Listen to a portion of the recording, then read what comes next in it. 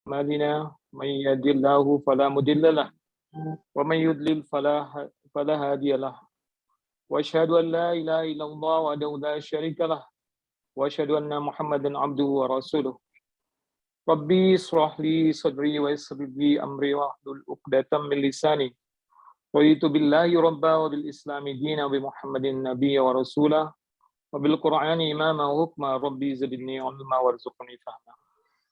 Segala puji bagi Allah atas segala rahmat, taufik, dan hidayahnya sehingga kita dapat berkumpul dalam acara kajian bulanan masyarakat Islam Indonesia di Toronto hari ini. Ini adalah kajian yang secara reguler kita lakukan setiap bulannya. Ya, tidak lupa salawat dan salam kita sampaikan kepada junjungan kita Nabi Muhammad SAW yang selalu kita nantikan syafaatnya di akhir nanti. Amin, amin ya rabbal alamin. Sebelumnya saya ingin menyapa beberapa teman di sini. Ya, senang sekali kita bisa berjumpa kembali dalam acara kajian bulanan MIIT, ya, yang insya Allah akan menghadirkan Al-Mukarram Kiai Haji Dr. Khairan Muhammad Arif MED dengan tema Ramadan dan planning hidup yang lebih baik. Tema yang saya rasa sangat relevan dan kontekstual karena sebentar lagi insya Allah akan kita menyambut bulan Ramadan yang mulia. Sebelumnya saya ingin menyapa Pak Ustadz Khairan. Assalamualaikum Pak Ustadz, sehat ya? Salam sehat selalu dari kami di sini. Assalamualaikum. Alhamdulillah sehat. Alhamdulillah. Jazakallah sudah meluangkan waktu bersama kami dan tentunya berbagi ilmu dengan kami insya Allah nanti ya. Selanjutnya saya ingin menyapa ini juga ada Kang Nur di sini, juga ada Mas Budi dari Ottawa, semoga, dan juga tentunya kepada seluruh kalau istilahnya Kang Teddy nih saya juga suka nih, Zumi in dan Zumi out ya seluruh anggota peserta kajian bulanan MIIT yang tentunya juga sudah meluangkan waktu ya bersama-sama kita ingin menjemput ilmu. Insya Allah kita ingin memantaskan diri kita sebagai hamba yang ingin meningkatkan derajat ketakwaannya di sisi Allah Subhanahu Wa Taala. Ya, juga mungkin saudara-saudara kami yang berada di Ottawa, Montreal, dan juga tentunya yang ada di Indonesia. Mudah-mudahan kita selalu dalam lindungan Allah Subhanahu Wa Taala. Amin, amin, amin ya robbal alamin. Berikutnya saya mengundang Kang Nur, Pak Nur Rahman Mehmet, panggilannya Kang Nur ya, yang mewakili MIIT untuk memberikan kata sambutan. Selanjutnya saya persilakan Kang, silakan. Baik, assalamualaikum warahmatullahi wabarakatuh. Waalaikumsalam warahmatullahi Alhamdulillah, alhamdulillahilladzi arsala rasulahu bil huda wa dinil haq liyuzhirahu 'ala dini kullih walau karihal musyrikun. Pertama-tama marilah kita panjatkan puji syukur kehadirat Allah Subhanahu wa taala atas rahmatnya di mana kita masih bisa berkumpul dalam majelis yang mulia ini, yaitu pengajian bulanan masyarakat Islam Indonesia di Toronto. Tak lupa salawat dan salam pada baginda Rasulullah SAW. Kemudian saya juga tak lupa atas nama pengurus MIIT mengucapkan banyak terima kasih kepada guru kita Bapak Dr. Haji Khairan Muhammad Arif MED atas kesediaannya untuk memberikan tausiah pada pengajian ini, di mana kita akan mendekati ya, bulan Ramadan. Jadi kita mohon bimbingan, pencerahan, pembekalan buat kita untuk memasuki bulan Ramadan ini. Kemudian kami juga mengucapkan terima kasih pada yang mewakili dari pengajian Ottawa, Bapak Budi Mulyono. Kemudian juga barangkali agak terlambat mungkin dari pengajian siar Montreal, Pak Edi Juanda dan para jamaahnya. Dan juga tak lupa terima kasih kepada para jemaah yang hadir pada malam hari ini. Insya Allah kita akan mendapatkan ilmu yang bermanfaat dari beliau. Pak Ustadz kita ini, Pak Khairan Muhammad Arif, 3 tahun yang lalu mungkin ya, sebelum pandemik itu mampir untuk memberikan pengajian juga di kita, di MIIT dan di Amerika ya. Kita mungkin kebetulan alhamdulillah kebagian di Ramadan dan Idul Fitri gitu ya. Jadi alhamdulillah ini kunjungan, walaupun bukan kunjungan offline ya, kunjungan yang keduanya ini dari Pak Ustadz kita. Dan alhamdulillah pada saat itu saya berkesempatan sebagai pengawal pribadi gitu, dan supir Pak Ustadz. Jadi yang namanya alhamdulillah ya, semenjak di sini 2004 itu yang namanya McGill itu saya baru dengar doang gitu. Jadi berkat beliau ada di sini waktu itu saya berkesempatan ikut beliau ke University of McGill, alhamdulillah. Jadi beliau setelah dari sana juga kami mampir di Niagara bersama Ustadz Ali Uhdaifi, dan beliau berdua itu buat duet maut istilahnya Pak Ali itu. Duet maut sudah direkam. Jadi yang baca Quran Pak Ali dan yang memberi ceramahnya di Niagara itu Pak Ustadz Khairan. Alhamdulillah. Jadi masih ingat itu. Ya, baik, mungkin saya tak perlu berlama lagi ya. Insya Allah mari kita sama-sama mendengarkan tausiah dari Bapak Khairan Arif. Saya akhiri billahi taufiq wal hidayah. Assalamualaikum warahmatullahi wabarakatuh. Waalaikumsalam warahmatullahi wabarakatuh. Jazakallah Kang Nur atas sambutannya. Ternyata memang ada unsur nostalgia juga ya di sini ya. Iya. Oke, selanjutnya, sebelum saya lupa, saya ingin menyapa juga ada Dr. Tito di sini. Selamat pagi, Dok. Mudah-mudahan sehat selalu ya. Oke. Assalamualaikum warahmatullahi wabarakatuh. Waalaikumsalam warahmatullahi wabarakatuh. Salam kenal Pak Ustadz Khairon dan teman-teman. Oke. Terima kasih. Berikutnya kita akan mendengarkan lantunan ayat suci Al-Quran dan juga sari tilawahnya.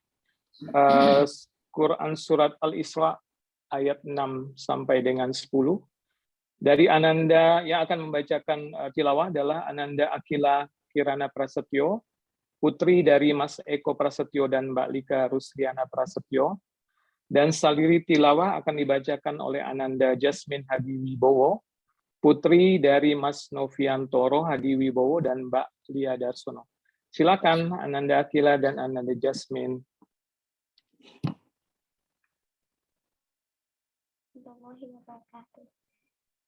My name is Kira, and today I will be reciting Surah Al-Isra from ayat 6 to 10. A'udzu billahi minasy syaithanir rajim. Bismillahirrahmanirrahim. Summa radadna lakumul karrata 'alaihim wa amdadnakum bi amwalin wa banina waja'alnakum aktsara nafira. In ahsantum li anfusikum wa in asatum falaha fa idza jaa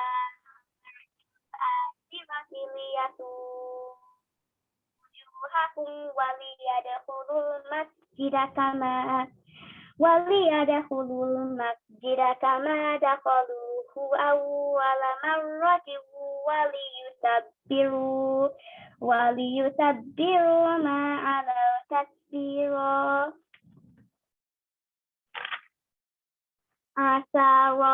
ربكم أن يرحمكم وإن عدتم عدنا وجعلنا جهنم للكافرين حصيرا إن هذا القرآن يهدي للتي هي أقوم ويبشر المؤمنين الذين يعملون الصالحات أن لهم أجرا كبيرا وأن الذين لا يؤمنون بالآخرة أعتدنا لهم عذابا أليما صدق الله العظيم. Assalamualaikum warahmatullahi wabarakatuh. Waalaikumsalam warahmatullahi wabarakatuh. My name is Jasmine, and I will be reading the translation of Surah Al-Isra, ayat 6 to 10. I seek protection in Allah from Shaitan, the rejected. In the name of Allah, the most gracious, the most merciful. But then we allowed you to prevail against your enemy. We increased your wealth and offspring and made you more numerous. Whether you do good or evil, it is to your own souls. And when the second warning was fulfilled, we sent them to shame your faces and enter the place of worship, as they did the first time, and utterly destroy whatever fell into their power. Your Lord may yet have mercy on you, but if you do the same again, so shall we. We have made a hell prison for those who defy our warning. This Quran does indeed show the straightest way. It gives the faithful who do the right the good news that they will have a great reward, and warns that we have prepared an agonizing punishment for those who do not believe in the world to come. Sadaqallahul Azim. Allah Almighty speaks the truth. Wassalamualaikum warahmatullahi wabarakatuh. Waalaikumsalam warahmatullahi wabarakatuh. Masya Allah, tabarakallah. May Allah, give, all the blessings for the both of you. That was so wonderful. Jazakumullah atas pembacaan ayat suci Al-Quran dan sari tilawahnya dari Ananda Akila dan juga Ananda Jasmine. Semoga kita semua mendapatkan ibrohnya. Dan untuk Ananda berdua, semoga insya Allah kalian bisa istiqomah di jalan Allah, ya, dan bisa menjadi generasi penerus bagi kita semua. Amin, amin ya rabbal alamin. Selanjutnya kita akan memasuki inti acara, yaitu tausiah dari Pak Ustadz Khairon. Ya, sebelumnya saya ingin memberikan pengantar bagi kita semua, ya. Mungkin ada pepatah tak kenal maka tak sayang. Tadi Kang Nur juga sudah memberikan beberapa clue, ya, bahwa Pak Ustadz sudah pernah ke Toronto berjumpa bersama kita. Dalam kesehariannya Pak Ustadz adalah dosen ilmu tarbiyah dan keguruan di Universitas Islam Syarif Hidayatullah Jakarta. Kemudian beliau juga anggota Komisi Dakwah Majelis Ulama Indonesia Pusat. Beliau mendapatkan S3 atau doktor di Institut Riset dan Studi Arab Kairo. Pak Ustadz ini juga adalah salah satu penulis yang cukup produktif, sudah 4 buku yang diterbitkan. Buku yang terakhir tahun 2020 itu berjudul Moderasi Islam Telaah Komprehensif Pemikiran Wasatiyah Islam. Ya, jadi kita sangat menunggu-nunggu, ya, tausiah ini. Semoga kita sama-sama bisa menyimak dengan hikmat, ya, dengan khusyuk dan tawadu, semata-mata kita mengharapkan ridho dari Allah Subhanahu wa taala. Sebagai reminder, mohon selama tausiah mic-nya mohon dinonaktifkan. Kita akan buka sesi tanya jawab di akhir acara. Namun jika ada yang ingin bertanya selama tausiah, silakan langsung ditulis di kolom chat, ya. Mudah-mudahan nanti kita bisa jawab bersama-sama. Selanjutnya silakan Pak Ustadz untuk dilanjutkan, tafadhol. Baik, terima kasih Pak Reza. Bismillahirrahmanirrahim. Assalamualaikum warahmatullahi wabarakatuh. Alhamdulillah alladzi anzala al-Qur'ana fi syahr Ramadan hudan lin-nasi bayyinatin minal huda wal furqan. Asyhadu an la ilaha illallah wahdahu la syarika lah. Asyhadu anna Muhammadan abduhu wa rasuluhu sayyidi waladi adnan. Allahumma shalli wa sallim wa karrim wa an'im ala hadzal nabiyil karim. Nabiyina Muhammadin wa ala alihi wa sahbihi ajma'in, amma ba'd. Saya hormati Pak Edi sebagai pimpinan pengurus MIIT, Masyarakat Islam Indonesia Toronto. Saya hormati Pak Nur Mehmet, Masya Allah, sudah menceritakan pengalaman 2 tahun, 3 tahun yang lalu ya. Iya, Pak. Saya senang luar biasa ini bisa bertemu kembali kawan-kawan walaupun lewat Zoom ini. Mudah-mudahan kita dipertemukan lagi, insya Allah. Pak Nur, Pak Teddy, Pak Budi, ada Pak Budi ya? Ada Pak Budi. Nah, Pak Budi dulu ketua MIIT beliau itu, Masya Allah. Lalu Pak Reza juga sebagai, ada Pak Budi di sini ya, Pak Budi Ottawa. Masya Allah. Salah beberapa sebulan lalu, 2 bulan lalu ya kita juga komunikasi lewat Zoom ini, alhamdulillah kemarin. Tapi itu masyarakat Muslim Ottawa ya,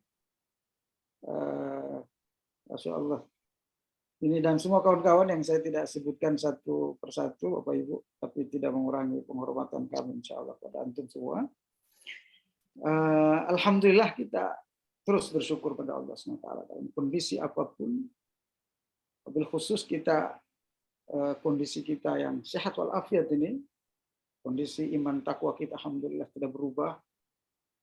Kita terus punya raghbah atau punya keinginan menjadi lebih baik, keinginan terus mendapat hidayah, petunjuk, guidance dari Allah Subhanahu wa taala, dan keinginan tentunya untuk bertemu Allah di surga. Semoga konsistensi kita ini terus kita pertahankan dalam kehidupan kita. Salawat dan salam atas Rasulullah Muhammad sallallahu alaihi wasallam, serta para sahabat, keluarganya, dan para duat dan semua orang-orang yang konsisten dengan Islam dan dakwah Islamiyah insyaallah hingga akhir zaman nanti insyaallah. Bapak-bapak, ibu-ibu, saudara-saudari sekalian yang saya hormati, Ramadan ini menjadi materi utama kita pada di situ malam ya, di sini udah pagi pada kesempatan ini. Kenapa Ramadan? Ramadan itu kalau kita ilustrasikan dia seperti rest area, seperti rest area kalau kita perjalanan, kalau di Indonesia itu ada rest area, nanti kita istirahat. Saya kira juga di Kanada ya banyak rest area. Kalau kita istirahat, lalu kemudian berwudu, sholat dan seterusnya gitu ya. Dari perjalanan panjang kita dari satu tempat ke tempat yang lain. Ramadan itu kurang lebih seperti rest area dalam kehidupan kita. Setiap tahun dia hadir, dan di dalam rest area itu kita kemudian beristirahat, melihat kembali perjalanan kita, udah berapa lama perjalanan dan berapa lama lagi akan sampai dan seterusnya, sejauh apa yang sudah kita tempuh, lalu kita mau beli apa, bekal apa nanti untuk perjalanan berikutnya. Ilustrasi Ramadan kurang lebih seperti itu Bapak Ibu sekalian.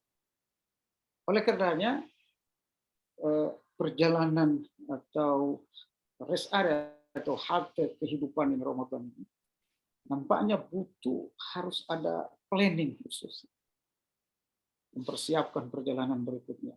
Karena kita selama masih hidup, maka kita diibaratkan masih dalam perjalanan. Innamal hayatud dunya ka'abiris sabil. Sungguhnya hidup di dunia ini seperti orang yang melakukan perjalanan panjang. Planning yang kita maksud dalam ilmu manajemen yang kita sudah pahami adalah merencanakan kegiatan, program,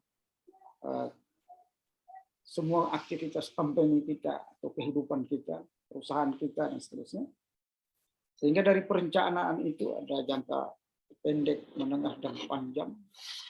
Lalu apa strategi yang kita buat untuk perencanaan itu, dan sarana prasarana dan sebagainya, SDM-nya apa yang kita siapkan, sehingga mencapai target, ya, mencapai target pekerjaan kita atau perusahaan kita. Inilah Ramadan dan planning itu yang kita maksud. Apa saja yang kita planning menghadapi Ramadan ini?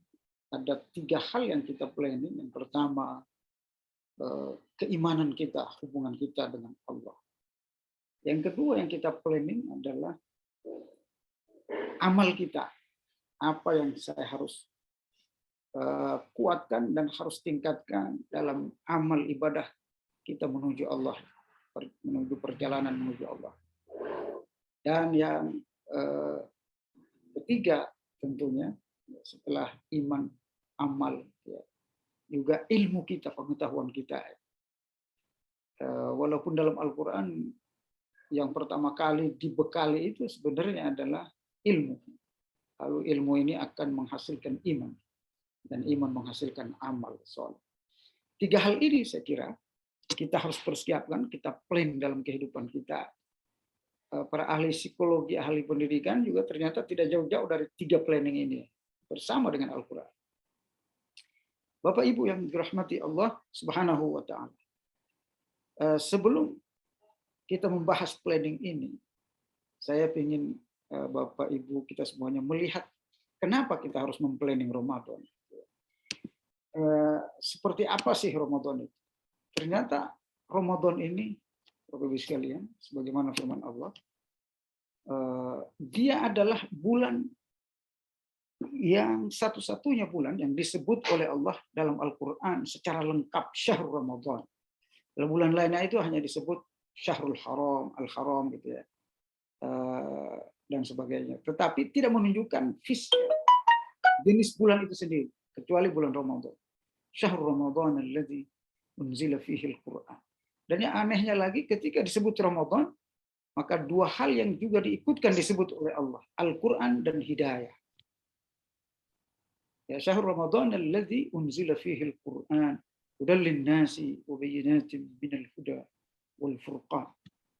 Al-Quran dan hidayah ini disebut berbarengan dengan syahrul Ramadan. Dan memang faktanya, ya, semua ayat Al-Quran menjelaskan bahwa ternyata Al-Quran dan hidayah itu dimulainya di bulan Ramadan. Seluruh hidayah yang Allah turunkan kepada makhluk itu di bulan Ramadan, khususnya manusia. Karena semua kitab suci itu ternyata diturunkan di bulan Ramadan. Ya.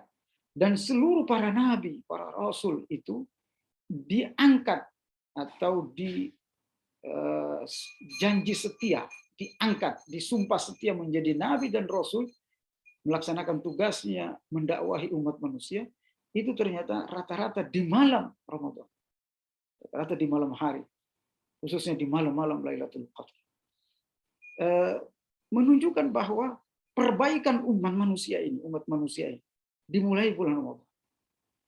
Bahwa sumber hidayah dan petunjuk guidance kehidupan kita itu di bulan Ramadan. Ya, berdasarkan ayat ini para ahli tafsir mengatakan, beberapa ahli tafsir mengatakan demikian. Bapak Ibu sekalian dirahmati Allah Subhanahu wa taala. Oleh karenanya hakikat Ramadan ini sebagaimana disampaikan oleh Rasulullah SAW, beliau bersabda, Ramadan awwaluhu rahmah wa awsatuhu al-maghfirah wa akhiruhu itqu minan nar. Walaupun sebagian ulama mengatakan hadis ini dhaif, tetapi di sini ada Imam Baihaqi lalu Ibnu Huzaimah ya mengatakan hadis ini bisa diterima. Yang menunjukkan bahwa memang Rasul itu mengutamakan Ramadan. Dalam hadis lain, hadis riwayat Tirmizi, Rasulullah SAW bersabda, bila Ramadan tiba, para malaikat memanggil dan menyuruh orang-orang berpuasa, wahai orang-orang yang menginginkan kebaikan, sambutlah Dan wahai orang-orang yang melakukan keburukan, berhentilah. Jadi berhenti melakukan hal-hal negatif dalam kehidupan. Sebaliknya, mulailah melakukan hal-hal baru, hal-hal yang positif dalam kehidupan ini. Itu paradigma Al-Quran dalam hadis Nabi, dalam Al-Quran dan hadis Nabi SAW. Kita ringkas bisa kita sebutkan bahwa Al-Quran adalah bulan hidayah, sebagaimana surah Al-Baqarah yang kita bacakan tadi, bulan keberkahan, bagaimana surah hadis dalam surah An-Nasai, hadis An-Nasai, bulan ampunan, bulan surga dari surat Bukhari. Ya, apabila datang Ramadan, futihat abwabul jannah. Apabila datang Ramadan, semua pintu surga dibuka. Sebaliknya semua pintu neraka ditutup. Juga bulan jihad. Dalam hadis At-Tabarani, pada azalakum syahrus sabr. Rasulullah SAW menyebut bulan Ramadan itu bulan sabar, atau bulan, dalam hadis yang lain, dalam bulan jihad. Lalu kemudian surat Al-Qadar, bulan ibadah, ya, 83 tahun, bulan perubahan, Tirmizi.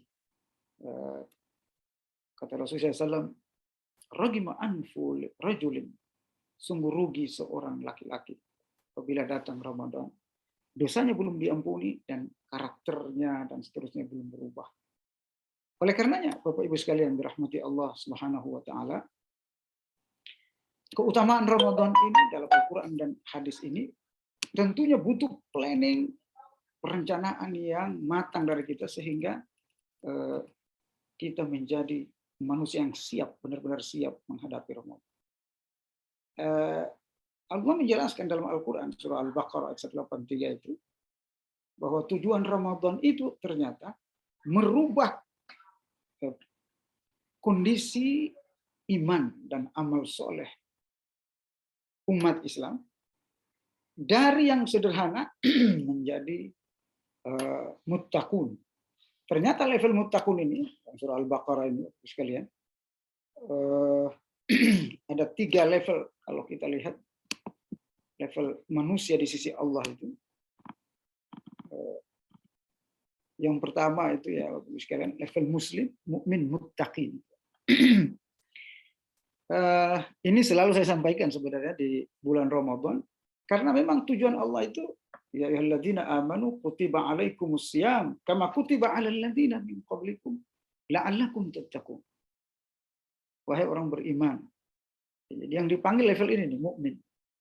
Wahai orang beriman.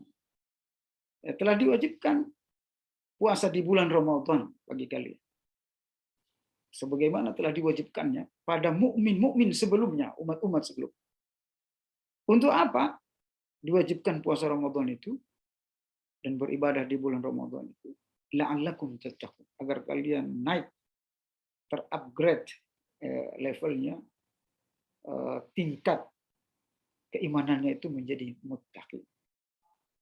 Nah, ini yang saya sebut dalam judul kita ini adalah Ramadan dan planning kehidupan yang lebih baik.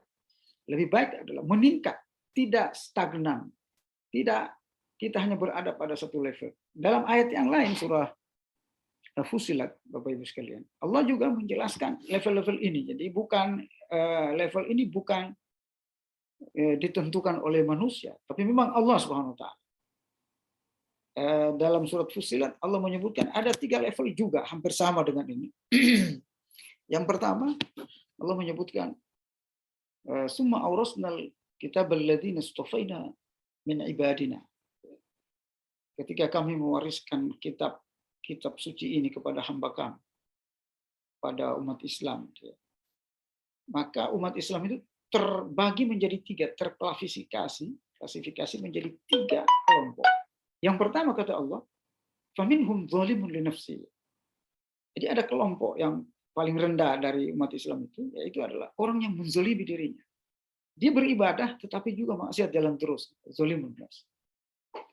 Yang kedua ada namanya waminhum muqtasid. Ini bisa dilihat dalam Fussilat, surat Fussilat ayat 31 sampai 32. Kelompok kedua kata Allah, minhum zalim atau minhum muqtasid. Kelompok yang ekonomis, pertengahan. Muqtasid itu ibadahnya hanya wajib saja, tetapi yang sunnah ditinggalkan. Tetapi dia juga tidak bermaksiat seperti kelompok pertama. Kelompok zalimun li nafsi. Tetapi ada kelompok yang ketiga, kata Allah Subhanahu wa taala, yang disebut oleh Allah dengan kelompok wa minhum sabiqun bil khairati biiznillah. Di antara mereka ada level kelompok yang tinggi yang disebut dengan, atau komunitas yang mukmin yang lebih tinggi yang disebut dengan sabiqun bil khair, orang-orang yang selalu merespon cepat hal-hal positif, kebaikan ya, yang diberikan oleh Allah Subhanahu wa taala kepada mereka. Ibnu Abbas dan At-Tabari mengutip Ibnu Abbas mengatakan bahwa sabiqun bil khairat ini adalah kelompok yang tidak hanya mengerjakan kewajiban yang wajib-wajib, tetapi mengerjakan semua hal yang sunnah yang diperintahkan oleh Allah. Hal-hal yang sunnah, bahkan hal-hal yang positif. Ya, nggak ada dalam Al-Quran dan Sunnah, tetapi positif bagi manusia. Itu semua dilakukan. Itu yang disebut sabiqun bil khairat. Bahkan kata Ibnu Abbas, kelompok ini jangankan melakukan yang haram, jangankan melanggar perintah Allah, yang mubah pun dia tinggalkan. Yang mubah itu boleh. Misalnya apa namanya, terlalu banyak jalan-jalannya itu kan, jalan-jalan boleh, terlalu banyak jalan-jalan juga kurang baik. Seperti hal itu saja ditinggal. Jangankan apa namanya hal-hal mubah, makan di warung itu pun dikurangi. Jadi hal-hal yang mubah boleh dalam Islam, tetapi ditinggal. Jadi jangankan yang haram, yang mudah pun ditinggal. Itu yang disebut sabiqun bil khairat. Biiznillah. Allah menutup ayat ini biiznillah, dengan izin Allah. Karena ternyata level sabiqun bil khairat itu tidak semua orang bisa mencapai. Harus dia dengan izin Allah. Orang tertentu yang dikehendaki oleh Allah SWT. Sama dengan muttaqin ini, Bapak Ibu. Sama dengan muttaqin. Dia kelompok yang juga biiznillah. Tidak semua orang mampu sampai pada kelompok muttaqin ini. Karena muttaqin ini adalah kelompok yang level manusia yang sudah aman dunia dan akhirat. Kapanpun dia meninggalkan dunia ini, dia sudah surga menanti dia. Banyak ayatnya, nanti kita akan tunjukkan beberapa ayat ini antaranya. Innal muttaqina fi jannati wa na'im. Innal muttaqina fi jannati wa uyun. Ya, yang satu dalam surah Az-Zariyat, yang satu dalam surah At-Tur. Innal muttaqina mafaza. Sesungguhnya orang bertakwa itu beruntung, menang. Itu dalam surah An-Naba. Banyak sekali yang menunjukkan bahwa muttaqin itu memang kelompok spesial di sisi Allah Subhanahu wa taala yang hidupnya itu udah aman di dunia dan akhirat. Dia udah punya asuransi dari Allah di dunia dan akhirat. Sudah dijamin. Oleh karenanya saya menyampaikan level-level ini agar supaya kita tahu posisi kita, bahwa ternyata kita ini harus meningkatkan level kita, bahwa ternyata kita ini butuh perjuangan untuk meningkatkan level itu, ya, menjadi lebih baik, ya, menjadi lebih unggul. Kenapa Bapak Ibu sekalian dirahmati Allah Subhanahu wa taala? Banyak orang nanti masuk surga, umat Islam menyesal. Jadi masuk surga menyesal. Ya, dalam sebuah ayat, kenapa mereka menyesal? Karena mereka menyesal, kenapa saya tidak maksimal beribadah di bulan Ramadan, maksimal ketika hidup di dunia. Beribadah apa adanya saja, surga saya sudah seperti ini gitu. Itu penduduk surga itu ngomong gitu. Beribadah yang saya lakukan aja selama ini udah seperti ini surganya. Bagaimana kalau saya ibadahnya di dunia, waktu saya hidup di dunia itu lebih tinggi, lebih banyak, lebih berkualitas, lebih khusyuk dan seterusnya, maka mungkin posisi saya di surga lebih tinggi, kata para penduduk surga itu. Jadi Bapak Ibu sekalian dirahmati Allah Subhanahu wa taala. Perlu sekali kita memplanning hidup ini. Ya. Perlu kita memplanning hidup ini menjadi kelompok-kelompok, ya, muttaqin ini tadi. Minimal kita sudah level mukmin. Kata Al-Quran, level mukmin itu mereka indeksnya itu, ciri-cirinya itu adalah ibadah mereka dengan hati. Surah Al-Anfal ayat 3. Yas'alunaka 'anil anfal qulil anfalu lillahi war rasul fattaqullaha wa aslihu zata bainakum wa atiullah wa rasulah.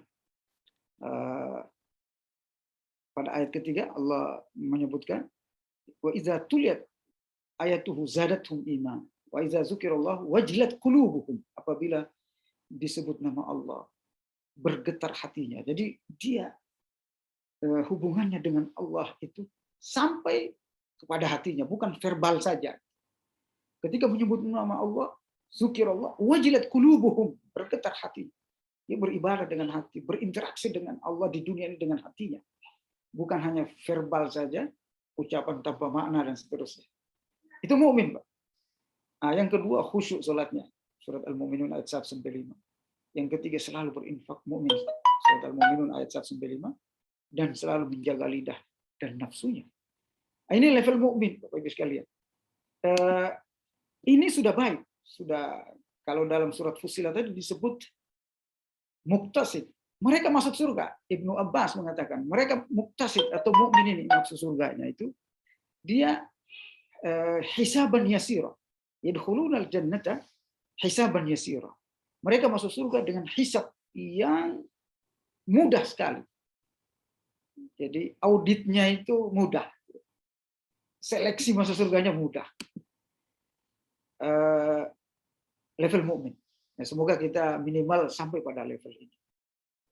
Kalau tadi yang zalimun nafsi atau muslim biasa itu karena dia masih jalan maksiatnya, itu masuk surganya hisaban syadida. Dihisab secara dahsyat, secara keras. Dihisab dulu, bahkan ada yang transit dulu ke neraka jahanam, lalu dibersihkan baru kemudian masuk surga. Tapi kalau level mukmin ini dia masuk surga tapi melalui seleksi ketat, hisaban syadida. Hisab melalui seleksi. Walaupun seleksinya mudah. Tapi kata Ibnu Abbas,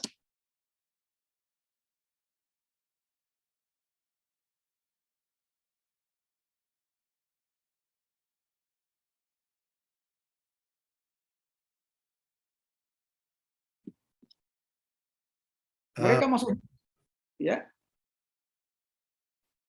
Tadi ke-mute, bisa diulang, Ustaz?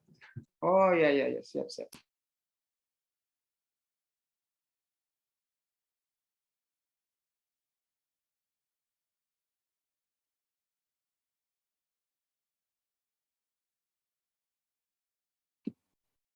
Oh ya, udah kedengaran, Pak? Udah terdengar suaranya belum? Udah. Sudah, Ustaz. Sudah, Ustaz, sudah. Muttaqin ini atau level yang ketiga dalam surat Fussilat tadi, sabiqun bil khairat itu, kata Ibnu Abbas, mereka masuk surga bighairi hisab. Tanpa hisab lagi, nggak ada seleksi mereka masuk surga. Jadi pas wafat itu langsung masuk surga. Nah, ciri-cirinya ini muttaqin itu ya, yakin pada yang gaib, tidak materialisme. Yang dia percaya itu semua janji Allah SWT dia percaya gitu. Surga, neraka, pahala, dosa dan seterusnya. Itu gaib semua. Dia tidak perlu fisik untuk membuktikan imannya. Nah, ada orang beriman itu dia lihat dulu buktinya, faktanya. Tapi orang ini muttaqin ini dia tidak. Alladzina yu'minuna bil ghaib. Mereka yang mengimani, yakin yang gaib. Yang kedua salatnya khusyuk. Yang ketiga, zakatnya, infaknya tidak pernah putus. Yang keempat, profesional dalam semua pekerjaan di dunia. Karena dia anggap pekerjaan apapun itu adalah ibadah. Menafkahi anak istri adalah ibadah. Jabatan apapun yang diberikan kepadanya adalah amanah. Maka semua amanah yang dilakukan, dia lakukan semua secara profesional. Nah, ini yang disebut muttaqin Bapak Ibu sekalian. Allah menjelaskan ada keistimewaan muttaqin ini, level ini. Paling tidak ada 6 keistimewaan muttaqin itu. Pertama, dia bersama Allah. Orang yang selalu bersama Allah itu muttaqin. Yang kedua, orangnya cerdas. Akalnya itu dibersihkan oleh Allah dan dicerdaskan oleh Allah. Yang ketiga, jaminan rezekinya. Jadi udah terjamin rezekinya, tidak bisa diragukan lagi. Dia tidak khawatir lagi dengan rezeki. Problem masalah rezeki itu sudah selesai. Ya. Tahap pencarian rezekinya sudah selesai. Sudah dijamin oleh Allah SWT. kesibukannya tidak lagi mencari rezeki. Kesibukannya bagaimana berbuat baik kepada Allah, Rasul, dan orang beriman dan orang lain. Ya, ternyata orang non-Muslim juga punya ini, gitu. Mereka tidak lagi mencari rezeki, tetapi bagaimana melakukan ibadah sosial. Yahudi juga percaya ini, sehingga dia berinfak, ya, membantu Israel. Kalau kita kan membantu Palestina, kalau mereka membantu Israel. Kenapa? Karena sudah tidak ada masalah ekonomi udah nggak masalah. Nah, yang keempat itu solusi problem. Setiap problem yang dihadapi selalu ada solusinya. Dia nggak pernah galau, gundah gulana dan seterusnya lagi, karena sudah setiap problem ada solusi. Yang kelima itu aman hidupnya, nggak ada lagi terancam, stres dan sebagainya. Ulaika lahumul amn. Dan yang keenam, kalau mereka meninggal masuk surga. Nah, kita pingin posisi ini. Ini bukan hayalan, bukan apa namanya, anak sekarang itu kalau anak Jakarta itu bilang bukan halu, bukan sesuatu yang tidak jelas. Tetapi ini janji Allah. Siapa yang tidak percaya janji Allah? Innallaha la yukhliful mi'ad. Allah tidak pernah melupakan janjinya. Nah, ini ayat-ayat yang 6 ini, Pak. Dalilnya, innallaha ma'al ladzina taqaw wal ladzina hum muhsinun. Sesungguhnya Allah bersama orang-orang bertakwa dan orang-orang berbuat kebaikan. Selalu bersama Allah. Wa may yattaqillaha yaj'al lahu makhraja. Barang siapa yang bertakwa kepada Allah, niscaya dia akan mengadakan baginya jalan keluar. Setiap masalah ada solusinya. Wattaqullaha wa yu'allimukumullah wallahu bikulli syai'in alim. Bertakwalah kepada Allah, maka Allah akan mengajar, mencerdaskanmu. Dan Allah mengetahui segala sesuatu. Wa yarzuqu min haitsu la yahtasib. Memberikan orang bertakwa itu rezeki dari arah yang tidak disangka. Ini sering dibaca oleh para penceramah. Walladzina amanu wa lam yalbisu imanahum bidzulmin ulaika lahumul amn. Rasa aman tadi kita sebut. Surah Al-An'am ayat 82. Innal muttaqina fi jannatin wa kemudian mereka meninggalkan dunia ini, mereka sudah ditunggu oleh surga yang penuh kenikmatan. Bapak Ibu sekalian dirahmati Allah. Oleh karenanya Ramadan, kenapa Ramadan itu membangun profesionalisme, meningkatkan level kehidupan kita menjadi lebih baik? Karena ada beberapa karakter yang dibina oleh Ramadan. Kalau kita perhatikan, Ramadan membangun dan melatih profesionalisme dan keunggulan kita dibanding orang lain, Pak, yang tidak ikut pesantren Ramadan itu atau tidak ikut pembinaan Allah di bulan Ramadan. Yang pertama, Bapak sekalian, Ramadan itu mengajar kita sabar. Ibnu Qayyim al-Jauziyah mengatakan sabar itu pimpinannya seluruh karakter. Kalau sudah orang mudah sabar, karakter lain itu nempel ke dia. Karakter lain itu akan mudah diraihnya. Nah, di antara yang diperoleh dari sabar itu sikap disiplin. Ini integritas yang luar biasa. Kompetensi, sangat berkompeten melakukan sesuatu. Ya, profesionalisme, kesabaran. Sabar ketika kita menahan lapar dan syahwat kita. Dalam hadis Nabi SAW, dalam hadis qudsi, Allah berfirman, as-shaumu li wa ana ajzi bih. Puasa itu untuk aku dan aku langsung yang membalasnya. Beda dengan ibadah yang lain. Wa ana ajzi bih, dan aku langsung yang akan membalasnya. Kenapa? Taraka ta'amahu wa syarabahu wa syahwatuhu li ajli. Karena orang yang berpuasa itu meninggalkan makan dan minumnya, padahal itu halal, dan meninggalkan hubungan suami istri, hubungan seks maksudnya, padahal itu halal. Kenapa mereka tinggalkan di siang hari? Karena untukku, kata Allah. Ya. Kenapa bisa melahirkan kesabaran puasa itu, Bapak Ibu? Bagaimana kita tidak sabar? Sesuatu yang halal saja bisa kita tahan diri. Bagaimana yang haram? Nah, itu yang latihan kesabarannya. Kebutuhan umum, kebutuhan khusus manusia, kebutuhan utama manusia itu kan makan minum. Dua saja kebutuhan makan manusia. Makan minum dan seks. Kenapa orang membunuh, berzina? Karena dua kebutuhan ini. Ya. Oleh karenanya, ketika dia bisa menahan ini belum puasa, akan melahirkan kesabaran yang luar biasa. Yang kedua, Bapak Ibu sekalian, melahirkan kejujuran. Orang kalau jujur pasti amanah. Dia pasti amanah. Tidak mungkin dia mendustai atasannya. Tidak mungkin dia mendustai orang tuanya, temannya, dan seterusnya. Dia jujur. Benar apa yang dilakukan dan dia ucapkan. Sehingga melahirkan amanah. Ya. Jujur juga melahirkan loyalitas. Jujur sama atasannya, itu loyalitas yang luar biasa. Dan yang ketiga, melahirkan komitmen. Ya, kalau orang sudah jujur, pasti komitmen. Bahkan Al-Quran menamakan jujur itu, as-sidqu itu dengan komitmen. Ya. Kenapa Abu Bakar disebut Abu Bakar Siddiq?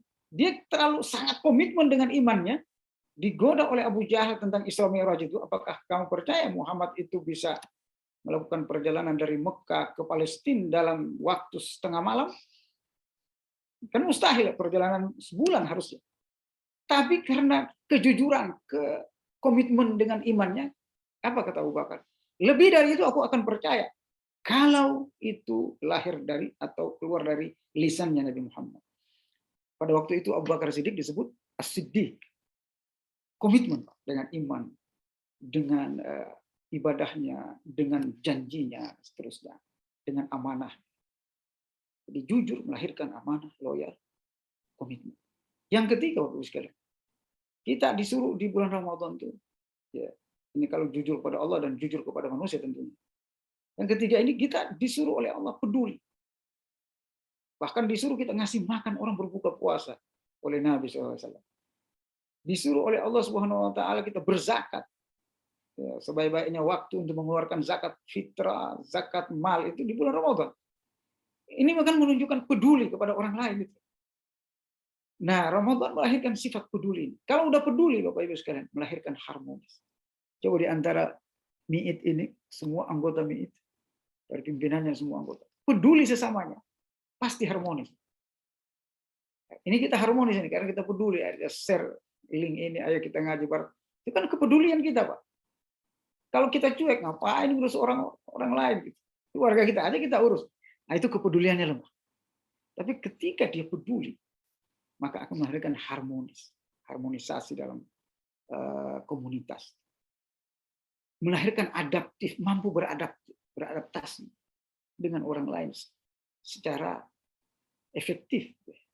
Kenapa? Karena peduli. Pendekatan peduli ini, kalau kita mau berteman, Pak, peduli aja terus. Insya Allah orang itu akan jatuh cinta ke kita. Jatuh cinta positif maksudnya. Orang itu akan sayang kepada kita. Ada hadis Nabi tentang ini, Bapak Ibu sekalian. Apa kata Rasulullah SAW? Wazhat fima indan nas yuhibbukan nas. Itu hadis Bukhari Muslim, Bapak Ibu sekalian. Zuhudlah. Artinya apa? Enggak berebut materi dengan orang lain. Tetapi sebaliknya memberi. Tidak berebut. Jadi kita ini kalau ada misalnya si fulan diberikan sesuatu, misalnya kekayaan dan seterusnya, tetapi kita zuhud itu menahan diri.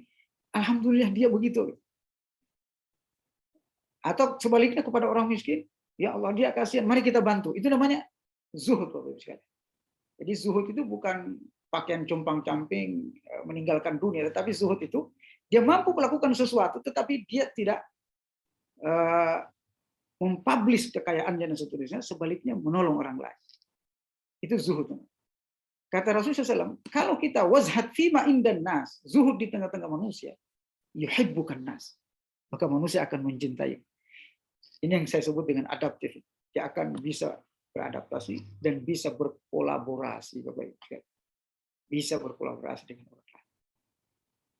Dan ternyata itu dilahirkan oleh Ramadan lewat pembinaan 3 karakter. Nah, Bapak Ibu sekalian dirahmati Allah. Sebelum saya sampaikan ibadah Ramadan ini, lalu bagaimana kita? Tadi sudah saya sampaikan sedikit tentang planning. Bagaimana kita memplanning Ramadan ini sehingga efektif dan kemudian menjadi sarana peningkatan level kita di sisi Allah. Nah, ada 3 yang kita planning di sini. Yang pertama, tadi sudah saya singgung sedikit sebenarnya, itu persiapan ilmu. Yang kedua, memplanning ruhiyah kita. Yang ketiga, memplanning fisik kita. 12 hari lagi Ramadan insya Allah. Kalau bisa, ini sudah kita planning Bapak Ibu. Pengetahuan kita tentang Ramadan itu sudah pas, gitu. Sudah lengkap. Sehingga kita sudah siap ruhiyah, secara ruhiyah. Secara spiritual sudah siap. Nah, kalau kita sudah siap secara ruhiyah, gitu ya, maka kita akan menyambut Ramadan itu dengan gembira, sukacita, gitu. Kita akan mempersiapkan segala sesuatunya, baik fisik maupun ruhiyah. Nah, masalah fisik ini kesehatan kita persiapkan, ya. Akomodasi selama Ramadan sudah kita persiapkan, seterusnya. Kalau 3 persiapan ya, al-i'dad al-ilmi, al-i'dad al-ruhi, al-i'dad al-jasadi, ini kita lakukan, maka kita termasuk manusia yang sukses memasuki Ramadan. Nah, ini sunnah Nabi. Para sahabat, Rasul dan para sahabat selalu menyiapkan diri mereka dengan 3 hal ini minimal. Bapak Ibu sekalian,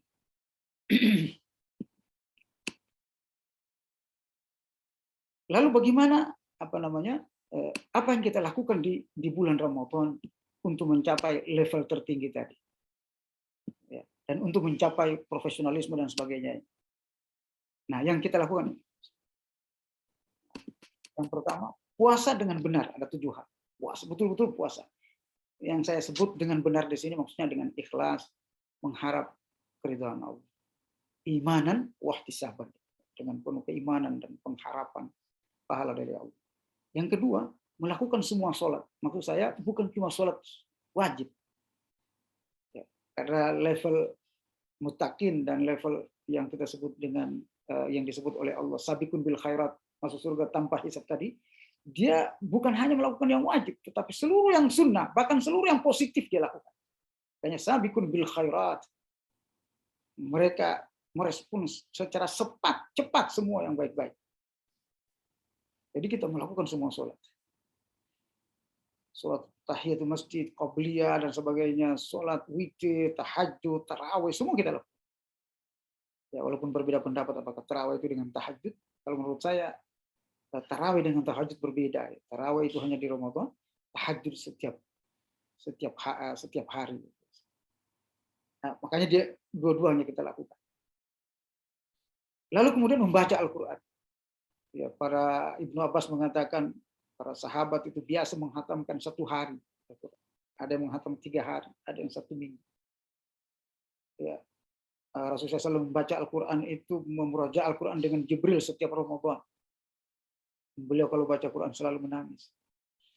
Ini yang kita lakukan Bapak Ibu sekalian. Yang keempat, banyak berdoa dan berzikir pada Allah Subhanahu wa taala. Zikir, semua zikir yang kita ketahui kita laksanakan di bulan Ramadan. Subhanallah, alhamdulillah, wa la ilaha illallah, Allahu akbar, astaghfirullah, subhanallahil azim, dan seterusnya. Banyak berdoa. Kenapa? Karena zikir dan doa ini diterima oleh Allah. Makbul di bulan Ramadan. Tidak ada doa, para ulama mengatakan tidak ada doa yang tidak diterima oleh Allah di bulan Ramadan. Kecuali doa yang negatif. Yang ke-3, 4, 5, 6, dan 7 itu itikaf di masjid. Kalau kita bisa itikaf, insya Allah. Nah, ini kita di Toronto sudah punya masjid sendiri. Dulu saya ingat kita sholatnya di masjid Khadijah atau Aisyah itu ya. Masjid Khadijah. Kemudian banyak berinfak Bapak sekalian. Lalu kemudian banyak bersilaturahim. 7 hal ini ya, ini akan menghasilkan takwa dan keunggulan. Kita akan merubah diri kita Bapak Ibu sekalian menjadi manusia yang lain setelah Ramadan. Bapak Ibu sekalian yang rahmati Allah, ini barangkali yang bisa saya sampaikan pada hari ini Bapak Ibu sekalian. Saya tutup dengan sebuah kesimpulan materi kita pada hari ini. Allah SWT dan Rasulnya menurunkan Ramadan ini agar kita berubah, Pak. Agar kita bisa mengupgrade, meleverage dan sebagainya pribadi kita menjadi lebih baik. Dalam hadis, banyak hadis Rasulullah SAW bersabda, sebaik-baik kalian. Selalu itu sebaik-baik kalian. Khairukum. Manusia terbaik di antara kalian. Apa itu? Hari ini lebih baik dari kemarin. Besok lebih baik dari hari ini. Selalu begitu Bapak Ibu sekalian. Ini ajaran agama kita bahwa kita harus lebih baik. Iman, amal, ibadah kita, ilmu kita harus lebih baik dari waktu ke waktu sampai kita nanti bertemu Allah Subhanahu wa taala. Untuk komitmen pada perbaikan dan perubahan kebaikan dalam diri kita ini ada 5 hal ini. Niat yang ikhlas, sabar dan mujahadah, istiqomah konsisten, fastabiqul khairat, selalu berlomba-lomba kepada kebaikan, dan tawakal Allah. Demikian Bapak Ibu sekalian, semoga ada manfaatnya dari kita pada kesempatan ini. Semoga kita insya Allah bisa disehatkan dan disempatkan oleh Allah untuk bisa memasuki bulan Ramadan yang tinggal 12 hari lagi ini insya Allah. Wabillahi taufiq wal hidayah, wallahul musta'an. Assalamualaikum warahmatullahi wabarakatuh.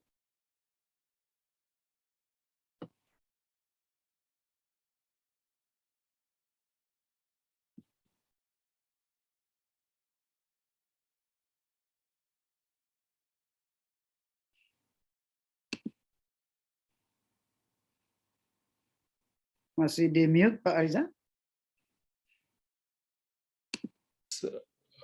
Oke. Ya baru lepas dari unmute tadi. Masya Allah, tabarakallah. Kita telah sama-sama mendengarkan penjelasan yang cukup rinci dan jelas ya dari Pak Ustadz tadi dalam rangka kita mempersiapkan dan menyambut Ramadan.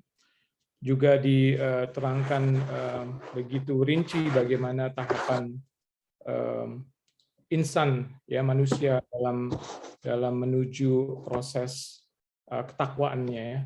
Saya buka forum tanya jawab. Silakan jika ada teman-teman sahabat yang ingin bertanya langsung.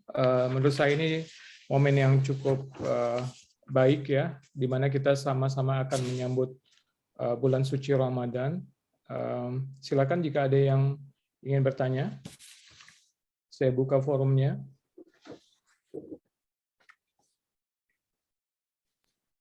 Sambil menunggu yang lain, saya duluan nih, Ustaz. Silakan. Assalamualaikum Ustaz. Koreksi Ustaz, saya bukan ketua MIIT. Ketua MIIT-nya Ibu Eni Durhan dan wakilnya Pak Nur. Saya kebetulan hanya di MIIT sebagai koordinator dakwah dan program Ustaz. Jadi saya Ibu ini ya, Ibu Eni Durhan. Pak Nur ya wakilnya ya. Wakilnya Pak Nur ya. Iya.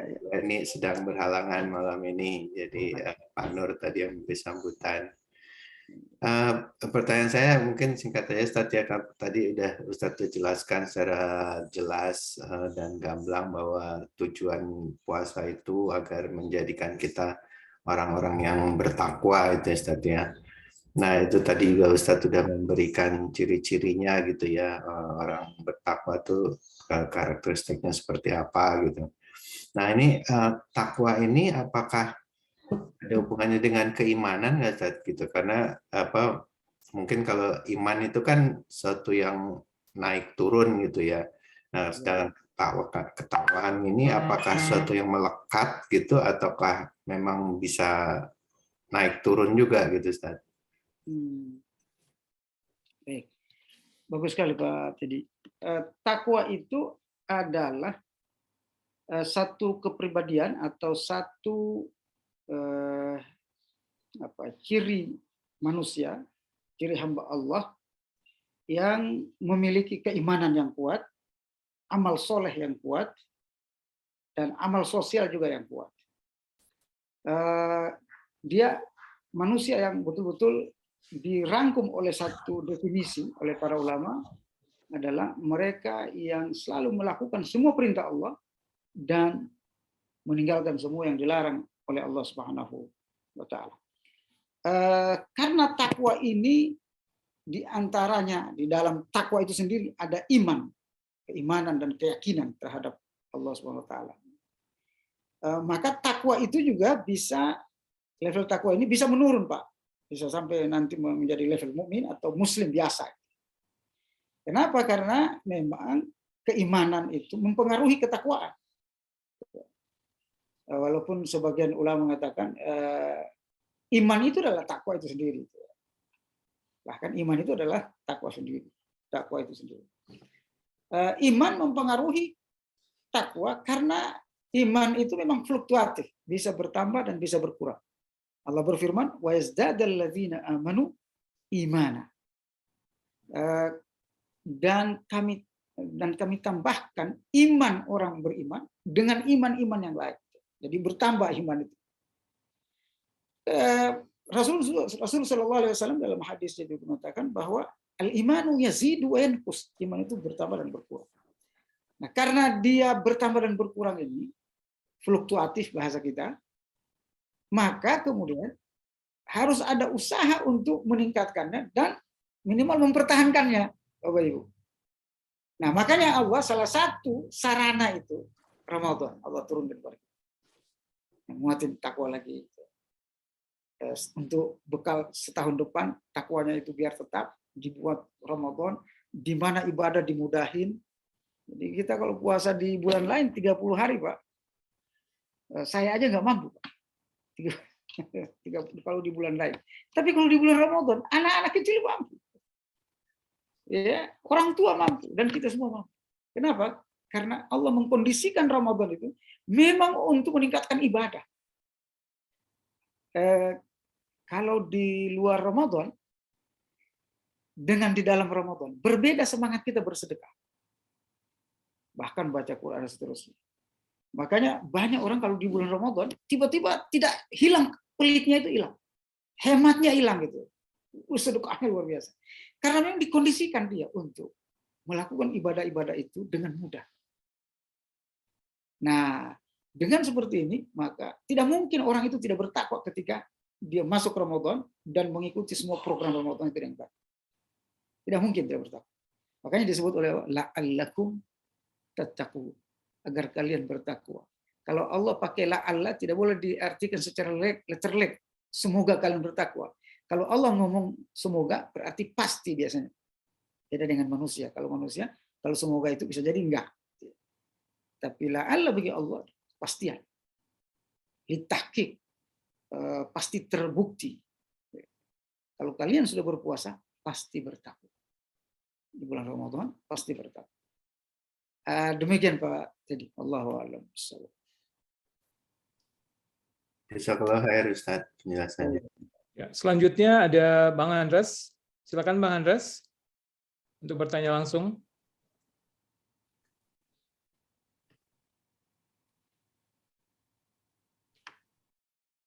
Masih di mute, Bang.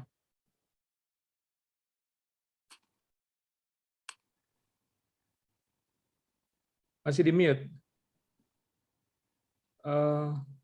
Ya. Oke. Assalamualaikum warahmatullahi wabarakatuh. Waalaikumsalam warahmatullahi wabarakatuh. Terima kasih Pak Ustadz penjelasannya yang menarik sekali. Pertanyaan saya langsung aja nih Pak Ustadz, ini terkait dengan juga bulan Ramadan ya. Kebetulan juga setiap bulan Ramadan tentunya kita juga berlomba-lomba untuk meningkatkan ibadah dalam rangka meningkatkan takwa kita gitu.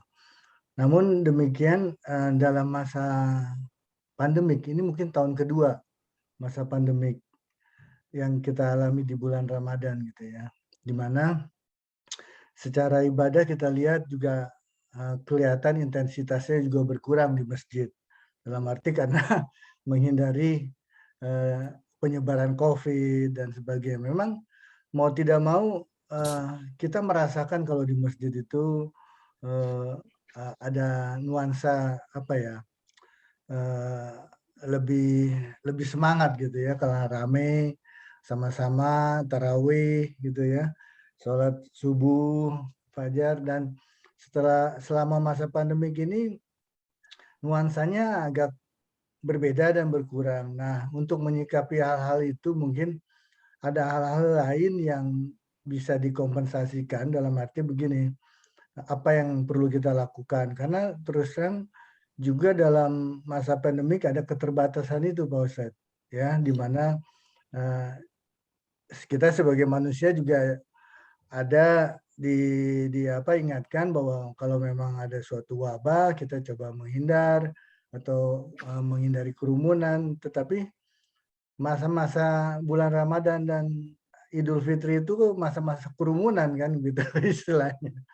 Nah, ini bagaimana menyikapi dan planningnya yang lebih baik gitu ya, supaya kita tetap terjaga ibadah kita ya, lebih khusyuk dan juga lebih semangat dalam arti kebersamaan gitu. Itu aja pertanyaan saya, Pak Ustadz. Terima kasih. Assalamualaikum warahmatullahi wabarakatuh. Assalamualaikum warahmatullahi wabarakatuh. Langsung saja barangkali Pak Reza ya, saya jawab. Pak Handres. Ya, langsung aja Pak. Pertanyaan Pak Handres ini luar biasa, sangat sangat faktual itu ya, dan sangat betul-betul teknis.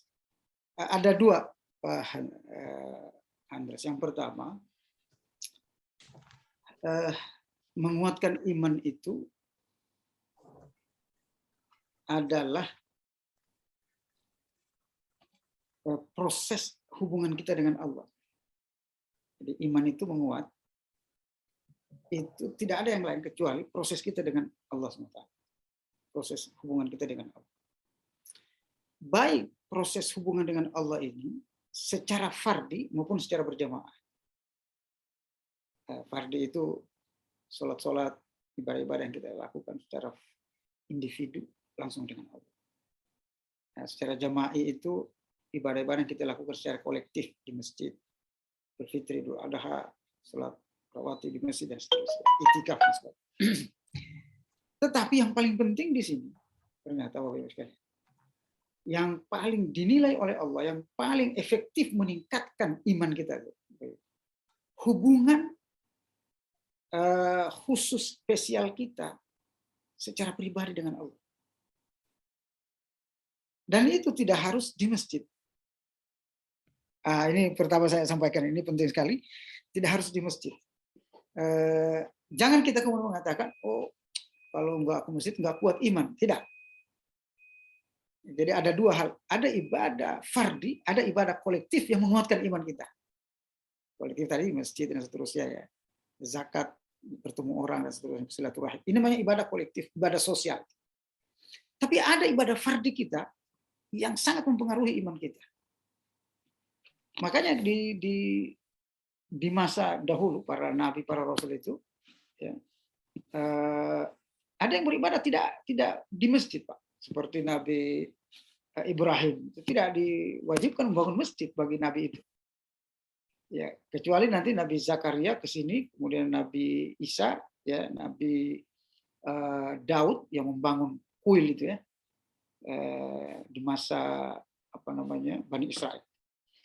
Bahkan di awal-awal kenabian, sekalian, selama 13 tahun di Mekah, itu tanpa masjid, hanya ada Ka'bah itu.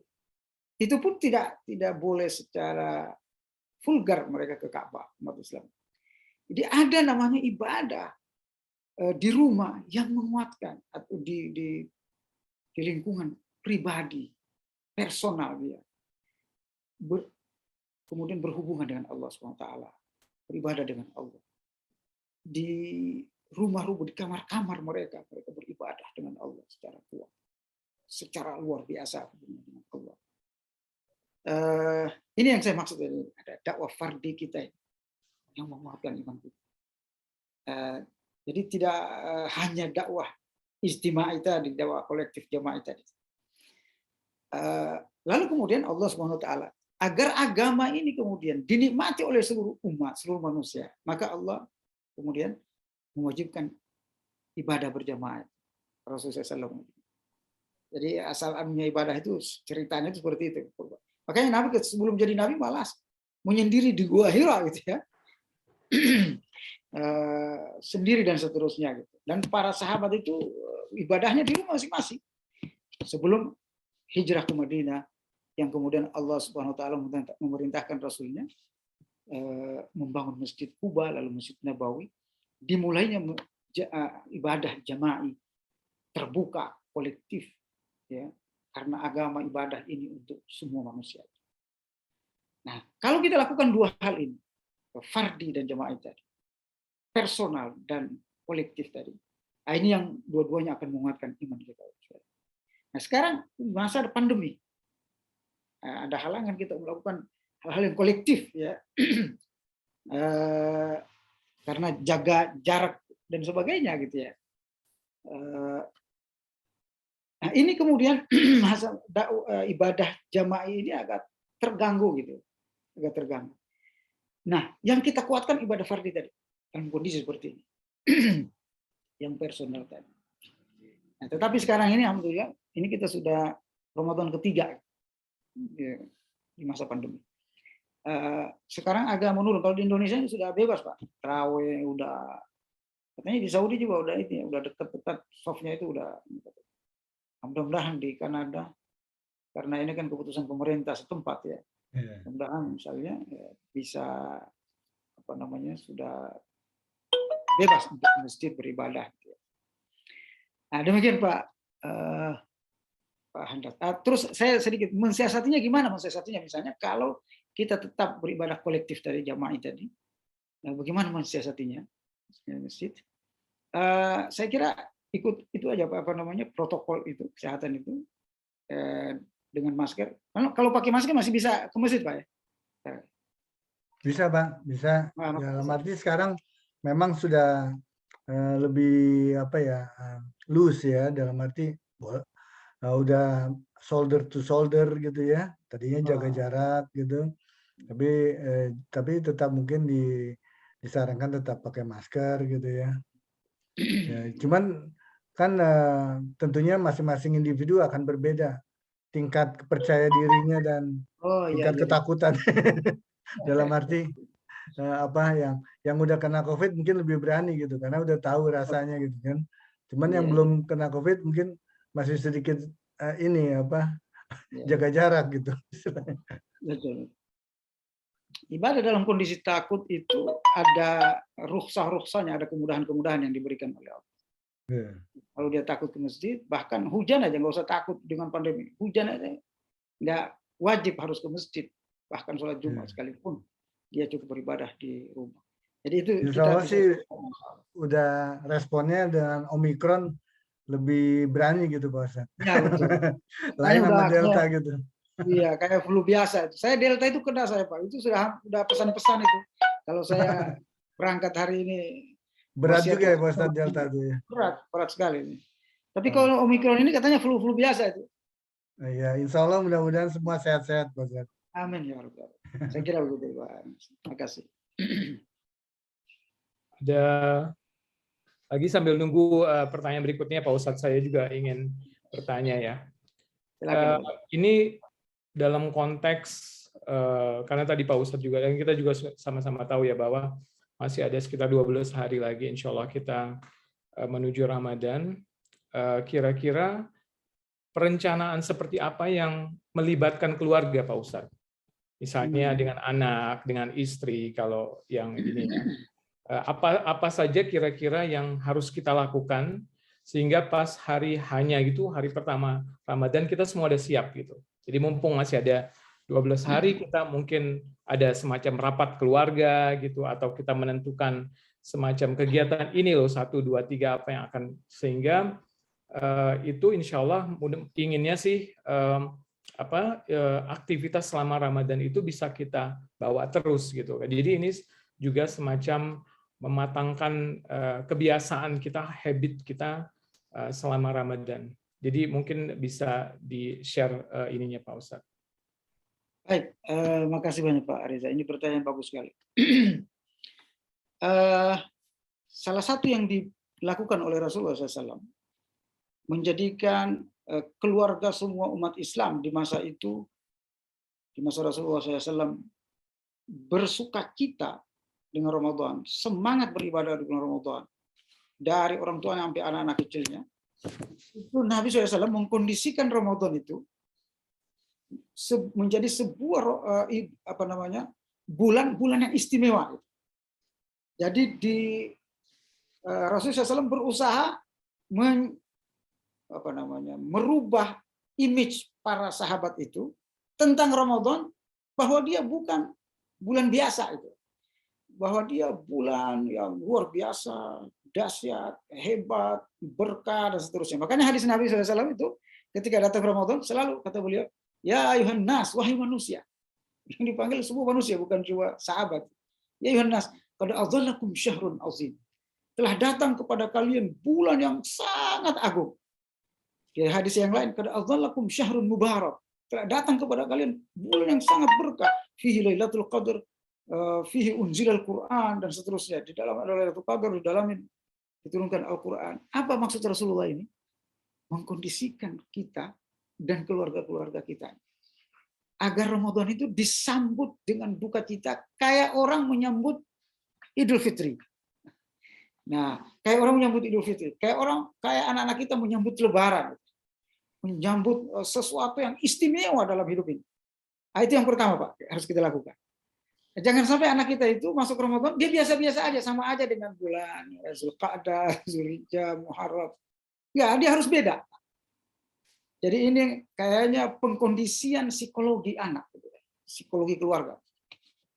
Kalau di Mesir itu mereka 2-3 minggu sebelum Ramadan, di rumahnya itu udah ditempel macam-macam, Pak. Dihias rumahnya itu dengan kata-kata Ramadan.